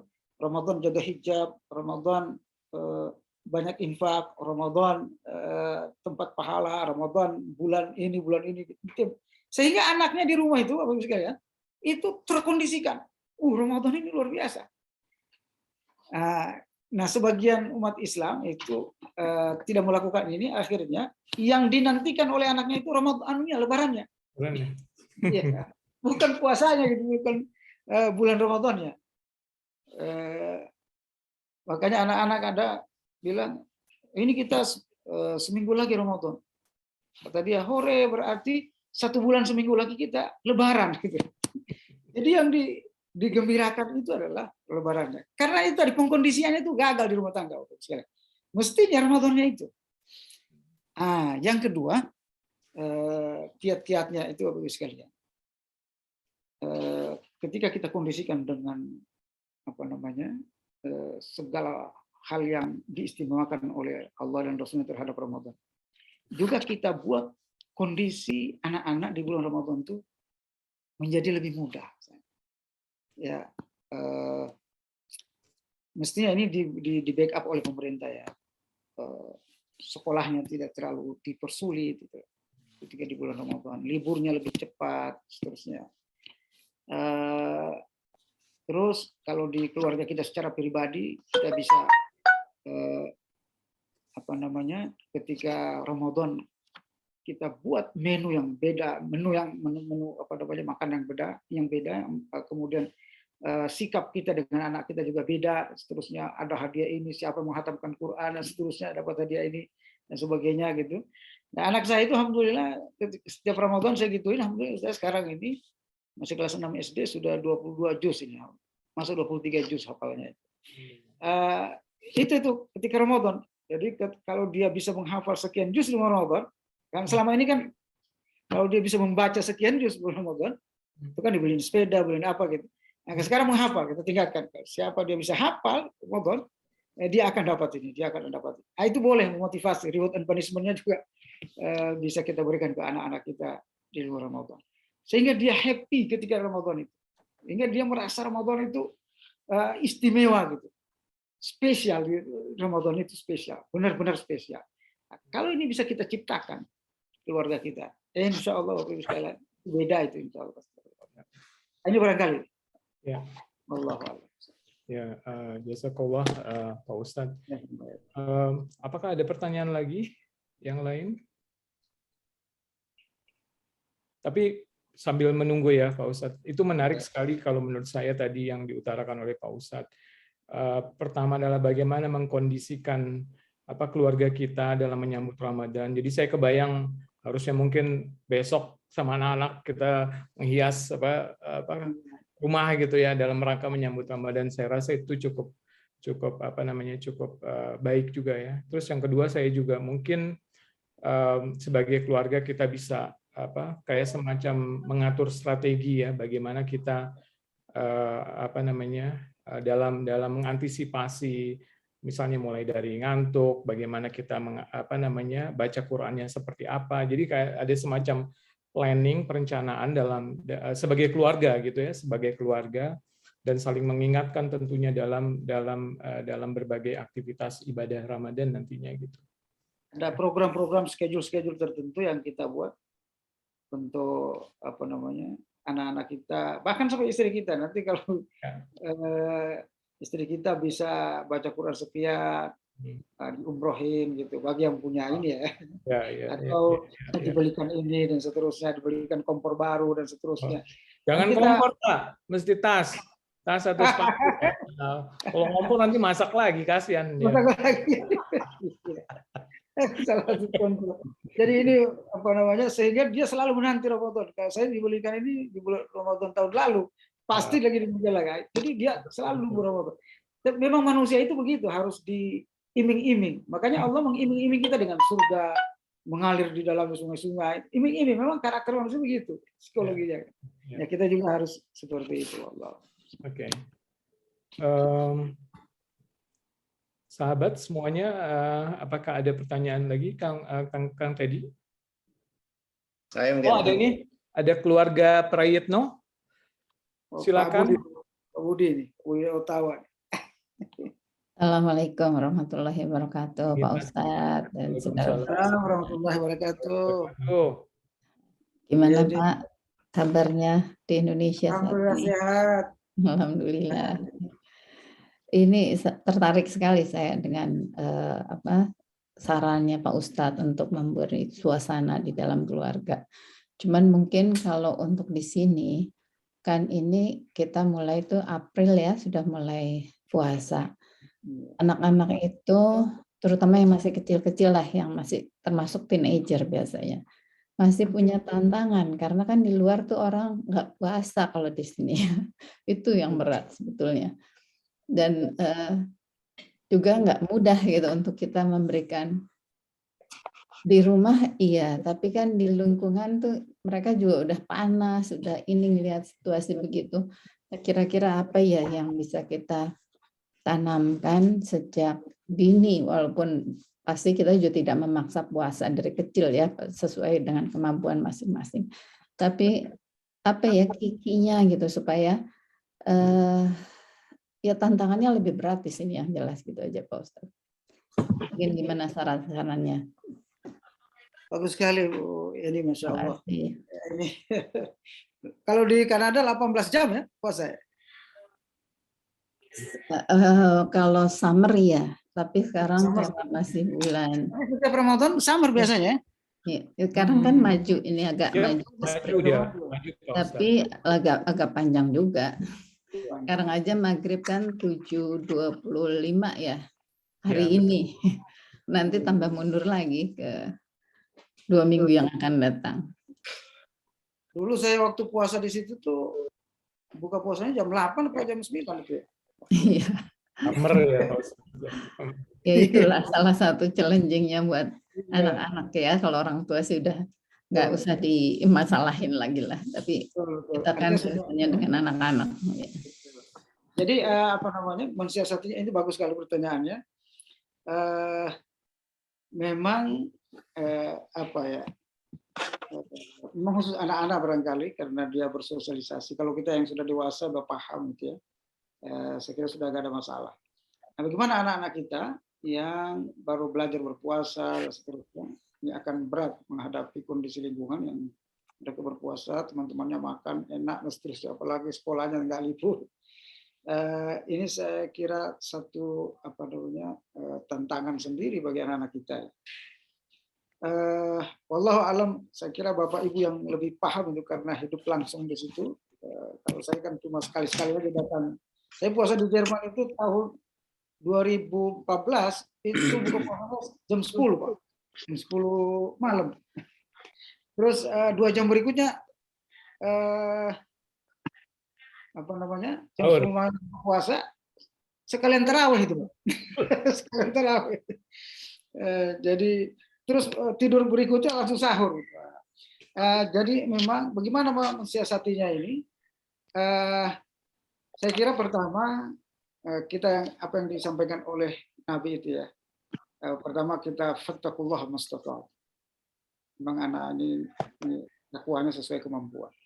Ya kalau kemampuan misalnya kalau dia belum wajib, sekalian, dia belajar berpuasa setengah hari dan seterusnya. Tapi kalau dia sudah balik wajib, yang pertama perlu kita tanamkan ke mindset dia bahwa puasa itu wajib, perintah Allah, pahalanya besar dan seterusnya, dan tidak akan memberi mudarat puasa itu. Bahkan ada yang dapat Nobel kemarin itu tentang makan lebih dari menahan makan lebih dari 12 jam itu akan melahirkan sistem daya tahan tubuh ya, karena sel-sel racun sel-sel yang itu akan hilang dengan ketika perut kosong dan itu bisa hilang. Jadi ada proses yang dia sampai dapat hadiah Nobel. Artinya secara kesehatan bahwa puasa itu tidak mengganggu kesehatan, bahkan membantu kesehatan. Yang berikutnya yang harus kita tanamkan kepada anak-anak kita, gitu ya, bahwa puasa ini adalah juga menanamkan karakter dia, sabar dan seterusnya. Itu pertama barangkali. Jadi mengkondisikan pemikiran dan psikologi dia tentang puasa Ramadan. Yang kedua barangkali kita ciptakan, kita buat di rumah kita kondusif untuk berpuasa. Nah, caranya misalnya tidak terlalu mempublikasi makanan-makanan yang ada di rumah kita gitu ya. Jadi betul-betul kita berpuasa satu hari itu dan siang hari nggak ada makanan betul-betul ya, sehingga juga dia tidak tergoda gitu, melihat makanan dan seterusnya. Ketika dia masuk ke dalam rumah, kondisinya memang nggak ada makanan gitu, memang orang lagi berpuasa. Kadang-kadang anak-anak itu kita kan pernah merasakan anak-anak sekalian. Ternyata nggak puasa, sendiri nggak puasa dan orang lain puasa semua itu justru nggak enak itu. Anak saya itu waktu umur 7 tahun, 6-7 tahun itu menangis kalau nggak dibangunin sahur. Kenapa? Karena kawan-kawannya semua puasa, dia enggak gitu. Keluarganya semua, kakak-kakaknya, adiknya, kakak-kakaknya semua puasa, orang tuanya puasa, dia sendiri enggak. Artinya dia nangis, makan sendiri enggak enak. Gitu. Jadi kondisi ini juga luar biasa. Yang ketiga barangkali bisa disiasati dengan anak-anak tidak banyak di luar, tetapi banyak di rumah. Istirahat, apalagi musim panas, lebih banyak di rumah. Dan mungkin bisa dibantu dengan kondisi pandemi ini kan masih, kalau di Indonesia dikurangi jamnya, jam sekolahnya 50% saja masuk kelas tatap mukanya. Selebihnya itu sudah daring. Wallahu a'lam, barangkali begitu Bu Yeni, mudah-mudahan bisa membantu ini. Wallahu a'lam. Jazakallah khair Pak Ustaz. Ada lagi satu pertanyaan lagi? Saya Ustaz. Silakan Mas Budi, silakan. Ya sebetulnya pertanyaannya sudah ditanya dengan Ibu tadi. Cuman ada saudara kita yang tinggal di dekat kutub, Ustadz. Masya Allah. Jadi pada musim panas, malamnya mungkin cuma 3 jam. Masya Allah. Dan kalau musim dingin, malah dingin terus itu. Iya. Nah, saya nambahin tip yang tadi Ustadz sampaikan. Iya. Kalau saya mencoba dengan rutin melakukan puasa sunnah, kita akan terbiasa dari winter sampai musim dingin yang pendek siangnya sampai ke summer yang paling panjang 18 jam atau berapa. Karena itu terbiasa dengan misalnya paling tidak Senin Kemis gitu. Ada ayamul bait dan lain-lain kan, Ustaz. Itu tip yang saya lakukan. Insya Allah itu sangat bermanfaat. Dan musim panas pun yang panjang kita akan terbiasa. Kita aja Ustaz. Masya Allah, terima kasih Pak Budi. Ustaz Budi luar pakar ini, pengalaman luar biasa. Kemarin saya pernah ketemu itu yang dari Kutub Utara itu. Ya, Mas Uyo. Ya, dia satu-satunya di sini sendiri katanya di sana. Hanya 2 orang di sana, temannya satu Iya. dari Pakistan kalau nggak salah atau Nah, Bangladesh. dia pernah nanya ke saya waktu di Toronto itu, di Mississauga itu kita ketemu. Itu kata, dia nanya, gimana saya cara puasanya? Apakah saya harus puasa 20 jam lebih? Saya bilang, itu fatwanya sudah masyhur fatwanya itu. Dia mengikuti jam yang normal di negara tetangganya atau kota tetangganya. Ya, Jadi dia harus ikut jam Toronto. Nah, jadi buka puasanya misalnya jam 7 malam atau jam 8 malam, dia harus ketika jam 8 itu dia buka puasa walaupun apa ya, namanya? dia pernah cerita itu. Ya. Jadi ikut tetangganya. Wallahu a'lam. Oke, ini kalau diteruskan nggak selesai-selesai diskusinya, Ustaz. Sangat hangat karena memang topiknya itu sangat relevan dengan kita dan sangat kontekstual juga ya, banyak sekali sebetulnya pertanyaan-pertanyaan juga. Cuman waktunya memang terbatas ya, Pak Ustadz ya. Saya hanya ingin memberikan beberapa summary tadi ya yang disampaikan oleh Pak Ustadz. Ini Mas Budi ada ini lagi ya? Enggak ya? Yang pertama adalah Ramadan membangun dan melatih profesionalisme dan keunggulan melalui sabar, jujur, dan juga peduli. Kemudian juga ada 7 aktivitas yang kalau kita lakukan dengan ikhlas, dengan baik ya, itu bisa mengantarkan kita atau membantu kita menjadi insan yang bertakwa dengan puasa yang benar, melakukan semua sholat, baca Al-Quran, banyak berdoa dan zikir, itikaf, banyak berinfak dan silaturahmi. Ya. Nah, planning yang efektif adalah persiapan ilmu, ruhiyah dan juga fisik. Ya. Jadi mungkin itu yang kita bisa, saya bisa ambil kesimpulan, dan tentunya sebetulnya banyak sekali ibroh hikmah daripada kajian kita malam ini atau pagi ini di Jakarta. Tapi karena waktu tidak memungkinkan lagi, mungkin saya minta Pak Ustadz untuk menutup dengan doa. Boleh Pak Ustadz? Ya, silakan. Baik, mari Bapak Ibu semuanya kita berdoa kepada Allah Subhanahu wa taala di di ambang Ramadan ini, masuki Ramadan ini. Semoga Allah Subhanahu wa taala menyehatkan fisik kita, memberikan kesehatan, dan memanjangkan umur kita untuk bisa masuk lagi, menemui lagi Ramadan berikutnya. Mari kita hadirkan hati kita dan angkat tangan kita untuk sebagai tanda keseriusan kita bermohon kepada Allah. A'udzubillahi minasyaitonir rajim. Bismillahirrahmanirrahim. Alhamdulillahirabbil alamin. Allahumma shalli wa sallim ala sayyidina Muhammadin wa ala alihi wa sahbihi ajma'in. Allahumma inna nas'aluka al-huda wat-tuqa wal-'afafa wal-ghina. Allahumma inna nas'aluka al-huda wat-tuqa wal-'afafa wal-ghina. Allahumma inna nas'aluka al-huda wat-tuqa wal-'afafa wal-ghina. Allahumma arina al-haqqa haqqan warzuqna ittiba'ahu wa arina al-batila batilan warzuqna ijtinabahu. اللهم اهدنا بالهدى واجعلنا ممن يسارع في رضاك ولا تولنا وليا سواك ولا تجعلنا ممن خالف امرك وعصاك. Ya Allah, ya Rahman, ya Rahim, panjangkan usia kami ya Allah, berkahkan usia kami ya Allah, untuk bisa sampai memasuki bulan Ramadan ya Allah. Berikan kesehatan kepada kami, kepada keluarga kami, dan kepada seluruh saudara kami dan seluruh umat Islam di bulan Ramadan ini dan seterusnya ya Allah. Untuk bisa mereka beribadah kepadamu dengan maksimal. Bertemu denganmu di bulan Ramadan ini dengan kekhusyuan ya Allah dalam ibadah-ibadah mereka ya Allah. Bismillahirrahmanirrahim. Angkatlah segera pandemi COVID ini dari dunia ini ya Allah. Dari seluruh dunia Islam seluruhnya ya Allah.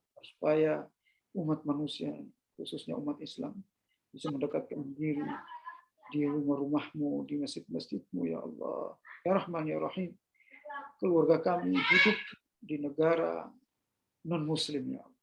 Tantangannya berat untuk beribadah kepadamu ya Allah, berpuasa, sholat dan seterusnya. Oleh karenanya, berikan kami dan keluarga kami kekuatan khusus, kekuatan iman yang khusus ya Allah, yang bisa menghadapi seluruh tantangan lingkungan kami, sehingga kami termasuk orang-orang soleh, orang-orang yang bertakwa. Angkat derajat kami dari muslim biasa menjadi muttaqin ya Allah, sangat dekat padamu, yang apabila kami meninggalkan dunia ini, kami merasa dekat denganmu ya Allah. Apabila kami masuki alam barzah, ada malaikat-malaikatmu yang menemani kami ya Allah. Kubur-kubur kami menjadi terang sebagaimana surgamu ya Allah. Ya Rahman, Ya Rahim, keinginan kami untuk beribadah kepadamu sangat tinggi ya Allah. Oleh karenanya, kuatkanlah keinginan kami, pertahankanlah giroh semangat iman kami, ibadah kami ini ya Allah, sampai kami bertemu Engkau ya Allah. Ya Rahman, Ya Rahim, berikan kekuatan kepada kami untuk melawan, untuk menghindar dari semua godaan syaitan yang ada di dunia ini ya Allah. Ya Rahman, Ya Rahim, selamatkan kami dari fitnah Dajjal, fitnah akhir zaman yang luar biasa ini ya Allah. Ya Rahman, Ya Rahim, berikan kami hamba-Mu yang bermanfaat bagi keluarga kami dan bagi orang lain. Berikan kami kemampuan dan keinginan yang kuat untuk menyebarkan agama-Mu, menyebarkan dakwah di negeri ini ya Allah. Ya Rahman, Rabbana atina fid dunya hasanah wa fil akhirati hasanah wa qina adzabannar. Sallallahu ala sayyidina Muhammad wa ala alihi wasallam. Walhamdulillahi rabbil alamin. Jazakallah khairan untuk Pak Ustadz atas doanya. Dengan demikian alhamdulillah kajian bulanan MIIT Masyarakat Islam Indonesia di Toronto sudah berjalan dengan baik dan lancar. Alhamdulillah, terima kasih juga kami sampaikan kepada semua yang sudah setia sampai akhir acara ini bergabung dengan kami. Bagaimanapun juga ini adalah cara kita atau ikhtiar bagi kita untuk meningkatkan derajat ilmu kita, memantaskan kita untuk memasuki jannahnya kelak nanti, insya Allah. Kemudian coba kita tutup dengan istighfar 3 kali. Astagfirullahaladzim, astagfirullahaladzim, astagfirullahaladzim. Subhanakallahumma wa bihamdika asyhadu an la ilaha illa anta astaghfiruka wa atubu ilaik. Wal 'asr innal insana lafi khusr illa alladzina amanu wa 'amilus solihati wa tawassaw bil haqq wa tawassaw bis sabr. Sampai berjumpa lagi dalam kajian berikutnya. Mohon maaf lahir dan batin jika ada kesalahan dalam memandu acara ini. Sekali lagi jazakallah untuk Pak Ustadz atas segala ilmu, tausiah, pencerahan yang diberikan kepada malam ini. Semoga menjadi pahala bagi Pak Ustadz dan keluarga. Amin amin ya rabbal alamin. Terima kasih semuanya. Wassalamualaikum warahmatullahi wabarakatuh. Waalaikumsalam warahmatullahi wabarakatuh. Jazakallah khair Ustaz. Ustaz khairan. Jazakallah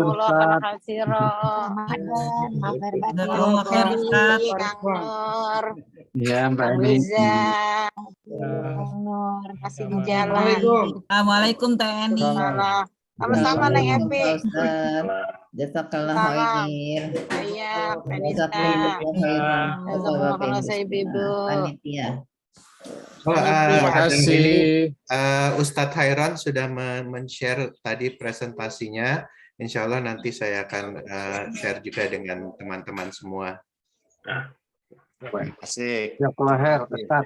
Terima kasih. Terima kasih ya semua. Jazakallah khairan ya. Assalamualaikum warahmatullahi wabarakatuh.